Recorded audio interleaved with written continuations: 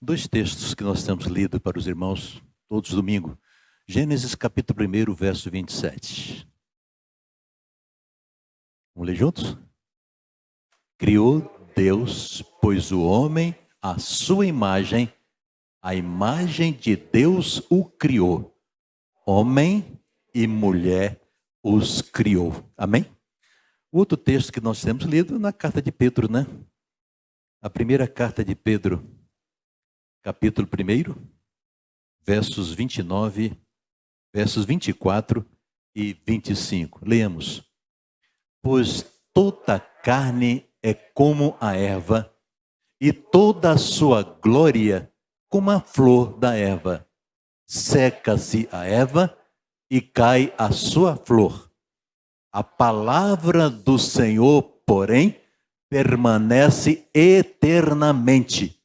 Ora, esta é a palavra que vos foi evangelizada. E que a igreja do Senhor Jesus Cristo diga amém. Agora sim, o texto para a nossa reflexão nessa noite. A carta de Paulo aos Efésios, capítulo 2. Após a mensagem, cantaremos. Efésios capítulo 2, versos 8 a 10.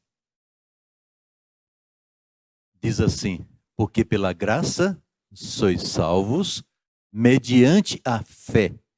E isto não vem de vós, é dom de Deus, não de obras, para que ninguém se glorie. Pois somos feitura dele, criados em Cristo Jesus para as boas obras, as quais Deus de antemão preparou para que andássemos nela. Amém. Que Deus coloque essa palavra, meus irmãos, em o nosso coração. Meus irmãos, eu sempre gosto de dar um tema à mensagem para nos ajudar no raciocínio, né? Desenvolvimento da reflexão. E hoje o tema seria, na verdade, uma indagação. Por que você não crê? Por que você não crê? Por que os homens têm tanta dificuldade de crer em Deus, de crer em Jesus e, consequentemente, receber a dádiva da sua salvação? Por quê? Quando nós lemos esse texto de Efésios, capítulo 2, se voltarmos um pouco nos versículos que lemos, nós vamos perceber que, de maneira muito clara, as Escrituras nos mostram que que a humanidade está dividida em dois grupos. Veja o texto do verso 4 e 5. Mas Deus, sendo rico em misericórdia, por causa do grande amor com que nos amou, e estando nós mortos em nossos delitos, nos deu juntamente com Cristo, pela graça sois salvos. Nos deu vida juntamente com Cristo. Quando lemos esse texto, então nós, obviamente, começamos a deduzir. Estávamos mortos em nossos delitos e fomos resgatados, agora temos vida. Mas ainda muitos permanecem lá, mortos nos seus delitos. Então são dois grupos distintos. Os espiritualmente mortos, nos seus delitos, nos seus pecados, nas suas transgressões, na sua desobediência ao Senhor, e aqueles que, reconhecendo-se pecadores, confessaram os seus pecados, suplicaram o perdão do Senhor, alcançaram o perdão e a salvação, e agora recebem do Senhor Jesus Cristo vida. Vida abundante e vida eterna. Portanto, quando lemos o texto, meus irmãos, a primeira sugestão que encontramos nesses versos é que nesse mundo só existe, na verdade, dois grupos distintos, os salvos e os perdidos, os espiritualmente mortos, os que receberam a vida de Deus através de Jesus Cristo. Mas quando pensamos assim, temos que entender uma outra verdade também. É que essa transformação, ou essa mudança, deixar de ser espiritualmente morto e passar a ter vida, não é obra humana. Não se alcança por mérito. Não é fruto das boas obras que possamos realizar. Não é a consequência de sacrifício que possamos fazer para Deus, não. A salvação é gratuita. É dom. é dádiva, é presente de Deus. Recebemos ou rejeitamos o dom, a salvação que Ele nos oferece? Então, quando pensamos assim, começamos então a entender que na vida espiritual não existe, portanto, um terceiro grupo. Um terceiro grupo que seria formado talvez por aqueles que estão em dúvida, por aqueles que estão receosos, por aqueles que estão postergando uma decisão, deixando para depois, procrastinando uma decisão, deixando para depois. Não, não existe esse terceiro grupo. No Evangelho de Mateus, capítulo 12, verso 30, Jesus Cristo diz assim: quem não é por mim, é o quê? É contra mim. Quem não é por mim, é contra mim. Não existe um meio termo. Aliás, durante muito tempo em nossas igrejas, eu me lembro muito bem disso, nós costumávamos falar, fulano é amigo do Evangelho. Mas a palavra de Deus diz que os amigos do Evangelho, os amigos de Jesus Cristo, são aqueles que obedecem ao Senhor Jesus Cristo. Aqueles que dedicam as suas vidas ao Senhor, aqueles que abrem os seus corações, confessam os seus pecados e recebem Jesus como Senhor e Salvador. Então, quem não é por mim, diz Jesus, é contra mim. Portanto, não precisamos, ninguém pode precisar fazer opção por estar no sentido contrário. Eu não quero. Aquele que não der um passo em direção a Jesus, que não abrir o coração e não aceitar de maneira tranquila, verdadeira, sincera, já está em terreno inimigo. Na vida espiritual não existe terreno neutro. Ou você é de Jesus ou não é de Jesus. Ou recebeu a vida de Jesus ou está espiritualmente morto. Não há um meio termo. Agora precisamos então entender também outras verdades, meus irmãos. No mundo dos negócios você pode ter tempo para pensar e tomar uma decisão posteriormente. No mundo político, você pode levar tempo para decidir a que partido vai se filiar. Aliás, nós estamos vendo isso agora, né? Próximas eleições que teremos esse ano, está todo mundo, os políticos, deputados, senadores, governadores, prefeitos, vereadores, todo mundo indeciso que partido, se vai ficar nesse ou naquilo. Tem tempo. Parece que até o mês de março ou abril para tomar essa decisão. No mundo sentimental, você pode até pensar durante anos para decidir com quem casar. Mas na vida espiritual, queridos, na vida espiritual, meus amigos, não há lugar para a indecisão. No momento que você não toma a decisão, já tomou a decisão. No momento que você não recebe Jesus Cristo como Senhor da sua vida, você já decidiu rejeitar Jesus Cristo como Senhor da sua vida. No momento que você não se reconhece pecador e não suplica o perdão de Deus, você já está em condenação. Quem está dizendo isso, pastor? A palavra de Deus. Você pode abrir a sua Bíblia em João, capítulo 3, verso 18 e 19? Evangelho de João, capítulo 3. Ouça o que diz a palavra de Deus. Aliás, vamos começar a partir do verso 16. João, capítulo 3, verso 16 em diante. Porque Deus, esse é o versículo mais conhecido, né? Eu costumo dizer, pastor Casimiro, que esse versículo a gente recita até plantando bananeira. Porque Deus amou o mundo de tal maneira que deu, perceba, observe, deu, é dádiva, é presente, deu o seu Filho unigênito, para que todo aquele que nele crê não pereça, não permaneça lá morto em seus delitos e pecados, mas tenha a vida eterna. Verso 17. Porquanto Deus enviou o seu Filho ao mundo, não para que julgasse o mundo, mas que para que o mundo fosse salvo por ele. Quem crê nele, quem crê em Jesus, não é julgado. O que não crê, que diz o texto, já está julgado. Não é que será julgado, já está. Porquanto não crê no nome do unigênito Filho de Deus. Sim, sim, não, não. Não existe meio termo.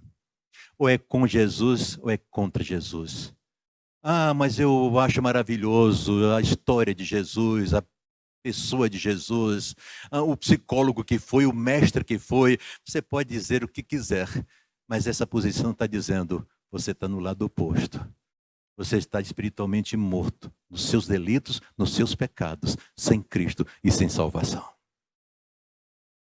Ao longo da Bíblia, meus irmãos, encontramos exemplos onde a participação humana em obediência à palavra de Deus é indispensável. É preciso que a pessoa crê e tome a decisão.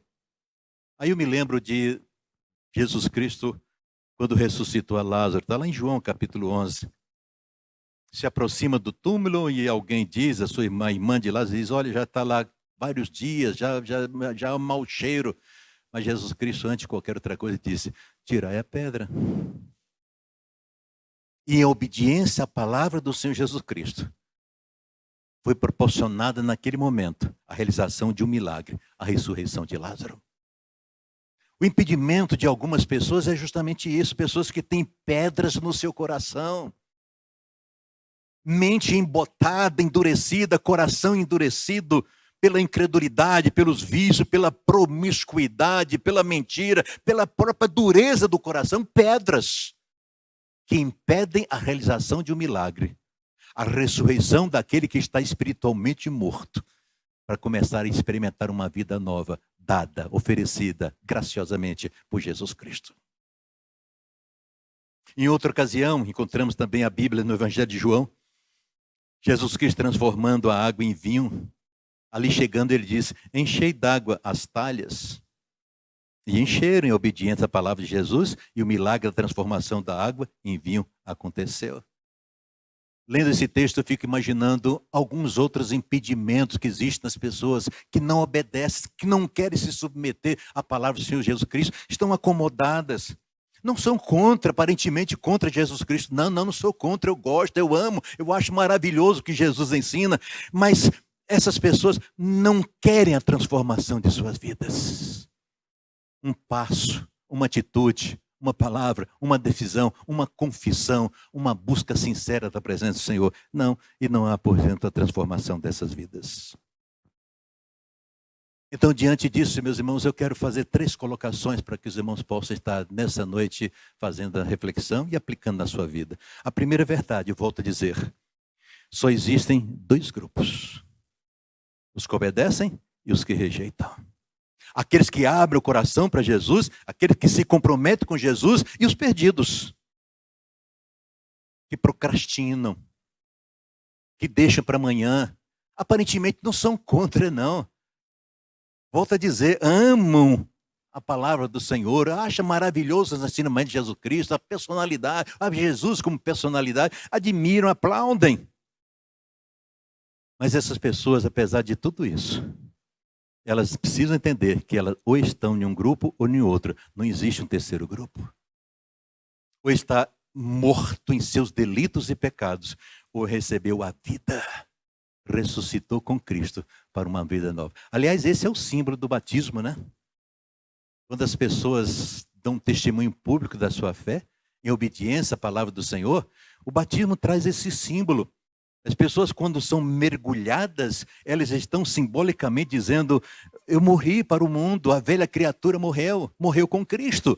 E quando sai da água, emerge da água, está dizendo simbolicamente, eu nasci de novo, nasci para uma nova vida, ressuscitei com Cristo para um novo viver.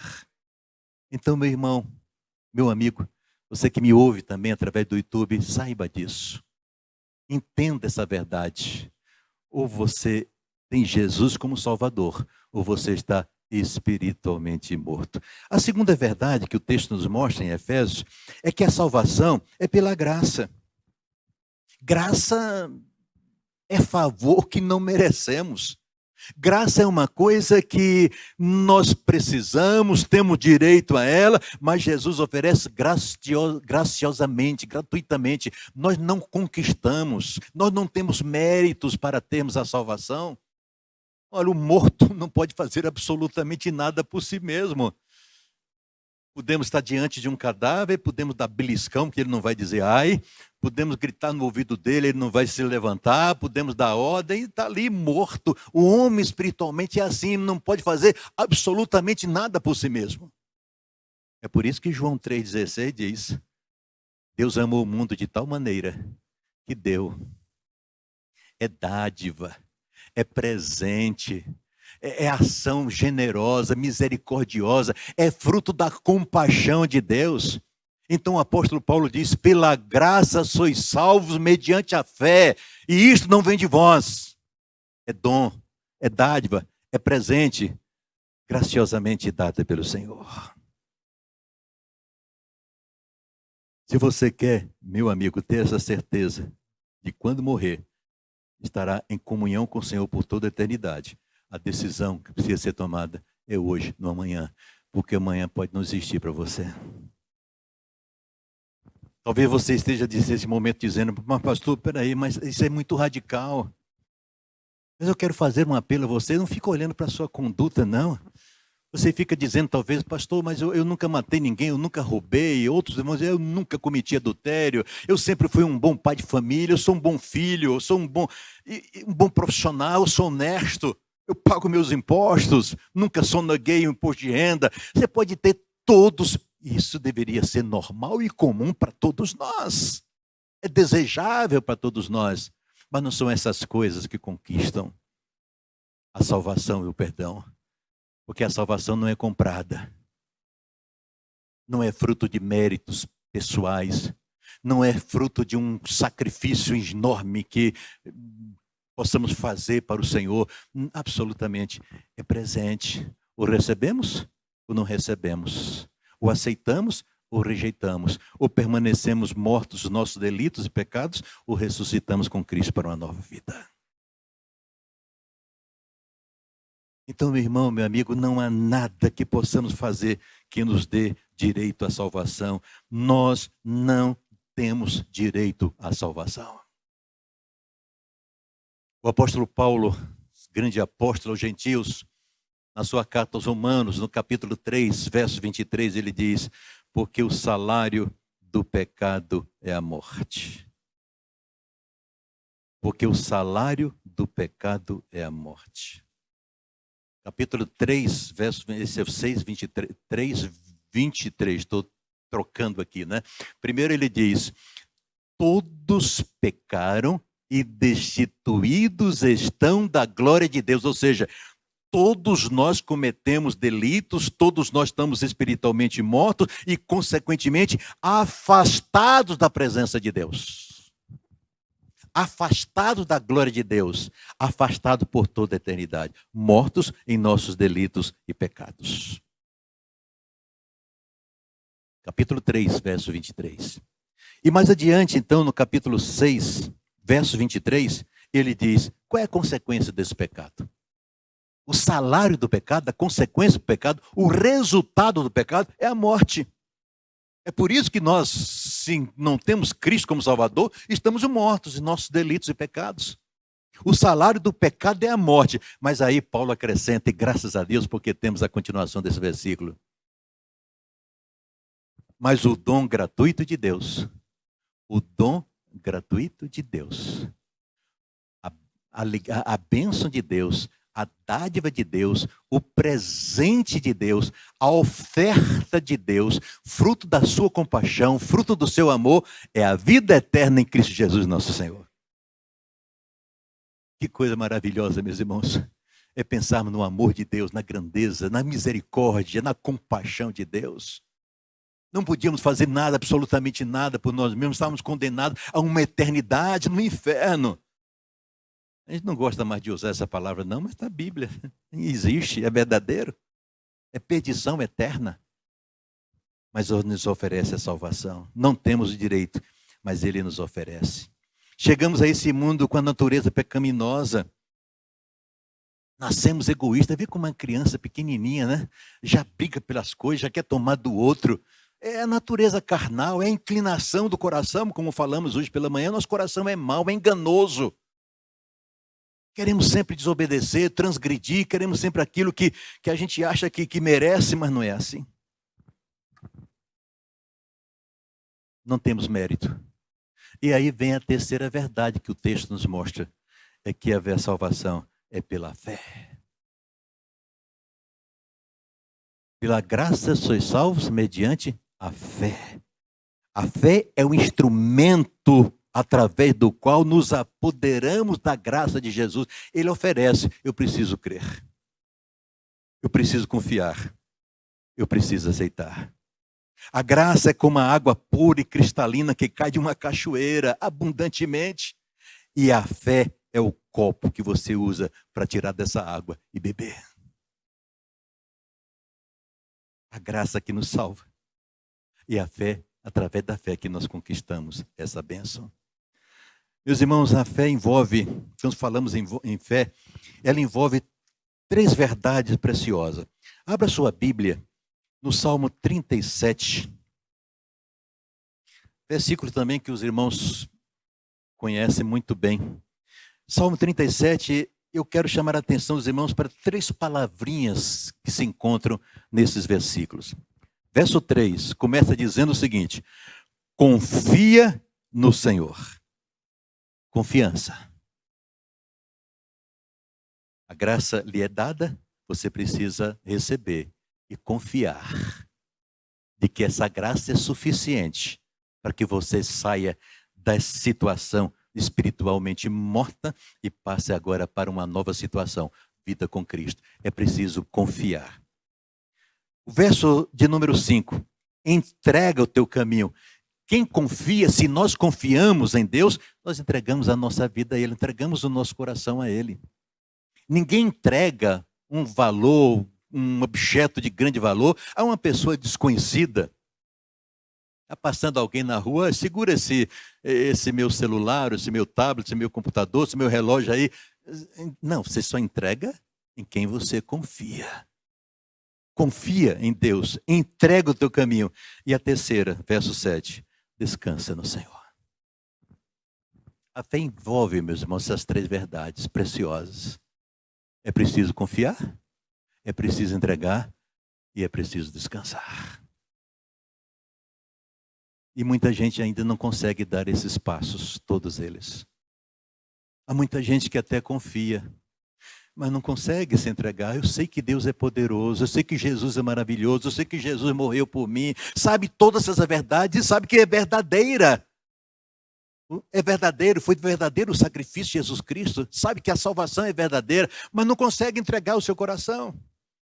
Porque talvez tenha aquela pedra que fechava o túmulo de Lázaro, que esteja fechando o seu coração. Tradições, vícios, amizades, relacionamentos, incredulidade mesmo. A pedra está lá fechando o coração, não permitindo que Jesus Cristo opere o milagre da transformação. Muitos, talvez até consiga dar esse segundo passo, entregar, mas não consegue descansar. Fica sempre com medo, fica sempre com receio. Será que de fato eu tenho a salvação? Será que quando Jesus vier me buscar eu vou? Será? Não tem lugar para medo, não tem lugar na palavra de Deus para desconfiança. Confiamos, entregamos e aí sim descansamos o nosso coração. Já contei aqui aos irmãos, há algum tempo atrás, quando eu era pastor em uma outra igreja, havia uma senhora em nossa igreja, uma senhora maravilhosa, uma pessoa doce, mas ela tinha um semblante triste. O semblante daquela mulher era um semblante triste. Em uma certa ocasião, no culto da manhã na igreja, eu preguei sobre o perdão de Deus. No dia seguinte, ela bateu lá em casa. Pastor, eu quero conversar com o senhor. O senhor falou sobre o perdão. Deus perdoa mesmo, pastor? Deus perdoa. Mas Deus perdoa todos os pecados? Deus perdoa todos os pecados. E abriu alguns textos bíblicos novamente para aquela irmã. Deus dizendo, através do profeta, que Ele toma os nossos pecados e os lança na profundeza do abismo. E aí eu citei, né, aquela irmã de Refúgio Secreto, que ela escreveu: Deus, além de lançar nas profundezas do mar, do oceano, os nossos pecados, ainda coloca um outdoor na praia: é proibido pescar. Deus não traz de volta os pecados perdoados. Então, depois de conversar com aquela irmã e mostrar de maneira tão clara, ela então: pastor, eu tenho um pecado que eu cometi na minha juventude. E ela falou daquele pecado que havia cometido na sua juventude. E naquele dia, meus irmãos, que transformação aconteceu no semblante daquela mulher. Ela, no momento que ela se sentiu perdoada, que ela descansou seu coração, sabendo que fora perdoado pelo Senhor, pelo pecado cometido na sua juventude, o coração encheu-se de alegria, o rosto, e a Bíblia diz que o coração alegre aformoseou o rosto, mudou. E mudou de tal forma que chamou a atenção da igreja. As pessoas perguntavam no domingo seguinte e nos domingos outros, o que foi que aconteceu? Que a senhora está tão alegre, tão feliz? Porque ela conseguiu descansar o seu coração. Meu querido irmão, meu amigo, você que está me vendo também, me ouvindo longe, saiba disso. Pela graça sois salvos mediante a fé. A fé é confiança, é descansar no Senhor, é confiar, entregar o coração e descansar no Senhor. Agora, interessante, a gente vive em um mundo tão racionalista, calculista. Queremos analisar tudo sobre a lente de um microscópio antes de acreditar e descansar. Mas veja como nós somos contraditórios. Quando se trata de coisas comuns da vida, nós exercitamos a fé e até descansamos. Mas quando se trata de Jesus, do perdão e da salvação, que dificuldade as pessoas têm para crer. Por que não crer? Por que você não crê? Quantas vezes nós viajamos de ônibus ou de avião, não conhecemos o piloto, não sabemos quem ele é, nunca ouvimos, não sabemos se ele está bêbado, embriagado, se ele está usando algum tipo de droga, não sabemos se de fato o documento lá que o habilita para ser piloto está em dia, não sabemos absolutamente nada, entramos. Não sabemos se ele é um homem bom, se é mau, se ele está com ideias loucas, se ele está decepcionado com a vida e querendo fazer aquela última viagem e dar fim à sua vida, à vida de todos. Não sabemos absolutamente nada disso.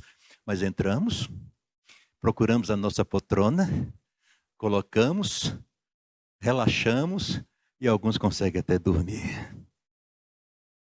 Exercitamos a fé, confiando, entregamos a nossa vida e descansamos, sabendo que o piloto vai nos levar aonde queríamos ir. Quantas vezes corremos à drogaria e compramos um comprimido para dor de cabeça, nunca vimos o dono na farmácia, não conhecemos o químico que dirigiu o trabalho na elaboração daquele comprimido, não sabemos se dentro daquele comprimido há um pouco de cianureto, mas mesmo assim pegamos o comprimido e o engolimos, confiando que ele vai melhorar a nossa dor de cabeça. É assim. Nós somos contraditórios, né? Exercitamos fé, acreditamos, confiamos, mas quando se trata de salvação, que nos é oferecida graciosamente pelo Senhor, aí nós queremos comprovação de tudo. Nós colocamos dúvida, nós temos receio e começamos com os argumentos. Bem, não é bem assim. Vou te dar um outro exemplo. Se eu digo a você que o medicamento extraído da raiz de uma planta chamado arpagofito, eu vou dizer, esse remédio, essa raiz, essa planta, é indicada para o tratamento de artrite reumatoide, artrose, bursite, fibromialgia, espondilite, tendinite, e ainda tem ação anti-inflamatória, antirreumática e analgésico. Acho que alguns que estão sofrendo de coluna vão querer, pastor, que remédio é esse? Eu imagino que a essa altura alguns gostariam até de comprar esse medicamento com todas essas coisas que estão ditas aí. Mas talvez até você se assuste quando descobrir que popularmente essa planta tem o nome de garra do diabo. Você conhece essa planta? É a tal de arpagofito. Aí você nem se incomoda mais com o nome, já que ela cura dor na coluna. Aí você vai lá e compra, nem quer saber se o nome é isso ou deixa de ser. Nós não somos contraditórios. Mas se sua vida está em pedaços, se sua vida está sem direção, se você não tem paz no coração, se você está sobre o domínio da culpa, se você não tem certeza a respeito do dia de manhã, não tem segurança da sua salvação, não tem comunhão com o Senhor, e a Bíblia diz, pela graça sois salvos mediante a fé, isso não vem de vós, é dom de Deus, você tem dificuldade de entender, e de aceitar, e de confiar, e de receber Jesus como Salvador. Somos contraditórios, meus irmãos. Aí queremos analisar, queremos apresentar os nossos argumentos. Mas ainda que analisemos e coloquemos os nossos argumentos, aqueles que assim não se decidem continuarão lá naquele grupo, mortos nos seus delitos e pecados. E só sairão dessa situação quando, pela fé, receberem a graça do Senhor, o perdão e a salvação eterna.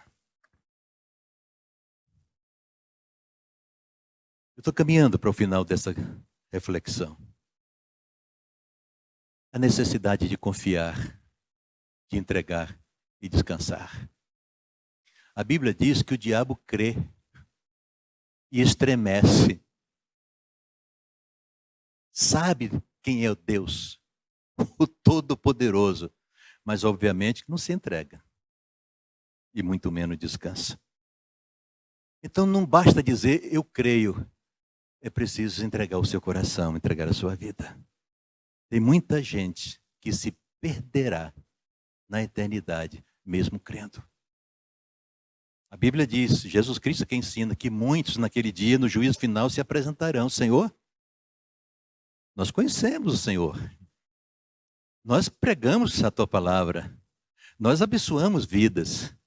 Talvez muitos irão dizer, Senhor, nós fomos até membros de uma igreja, até servimos na igreja. Dominicalmente estávamos lá na igreja. Mas o Senhor dirá, não vos conheci, não vos conheço. Pessoas que creem, mas não se entregam. E não descansam seus corações na graça, na maravilhosa graça de nosso Senhor Jesus Cristo. Se alguém chegasse para você hoje, ele entregasse um cheque ao portador, fugiu a palavra, entregasse um cheque ao portador, disse, olha, esse cheque é seu, esse valor é seu, pode ir lá na Caixa Econômica, procurar o Paulo Cansado e descansar e descontar, porque é seu. E a pessoa recebe o cheque, bem que cheque quase que não está se usando mais hoje, né, Paulo? Mas a pessoa recebe o cheque e diz, bonito o cheque, olha que valor enorme, tudo bem, eu vou guardar lá na gaveta lá de casa. Vai ficar sem a bênção, sem a dádiva, sem um presente. É o que muita gente está fazendo, irmãos. Estou usando uma linguagem simples, uma ilustração boba, mas é verdade. Está diante dos irmãos, está diante do mundo, a oferta graciosa do Senhor Jesus Cristo. Pela graça sois salvos, perdão dos pecados, a salvação eterna, a eternidade com o Criador. Mas as pessoas preferem continuar morto nos seus delitos e seus pecados. Enganando a si mesmo, sem paz e sem alegria. A revista Veja, na sua edição 1731, de número 1731, em um artigo, num trabalho feito por aquela revista, foi dito lá que foi feita uma pesquisa com os brasileiros e 99% dos brasileiros declararam que creem em Deus. 99% dos brasileiros declararam que creem em Deus. Mas a Bíblia não é novidade, porque a Bíblia diz que até o diabo crê. E alguém comentando essa reportagem disse, o problema não é a crença, é a confiança, é a entrega, digo, e é o descansar nas mãos do Senhor. Meu querido irmão, meu querido amigo, acho que chega o momento de você tomar uma decisão.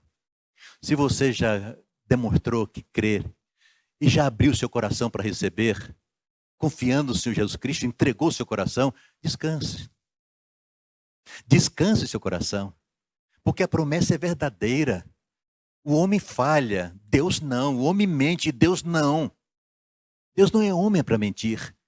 Deus não engana, o que Ele oferece, Ele não toma de volta. Então descanse seu coração na promessa de Senhor, já que você confia e que já você entregou seu coração. Descanse. O perdão foi dádiva. A salvação é dádiva. Mas se você, meu amigo, ainda não tomou essa decisão, hoje é o tempo. Lembre-se que foi aqui colocado, não há um terceiro grupo. O texto Paulo aos Efésios, capítulo 3, é muito claro. Nós estávamos mortos em nossos delitos e pecados. Fazíamos parte desse grupo. Mas Cristo nos deu vida. Deus nos deu vida. Nos tirou dessa situação. Nos deu vida. São dois grupos. Em que grupo você está? O que devo fazer, pastor? É o que a Bíblia diz. Pela graça sois salvos mediante a fé. É crer. É confiar. É descansar. Amém?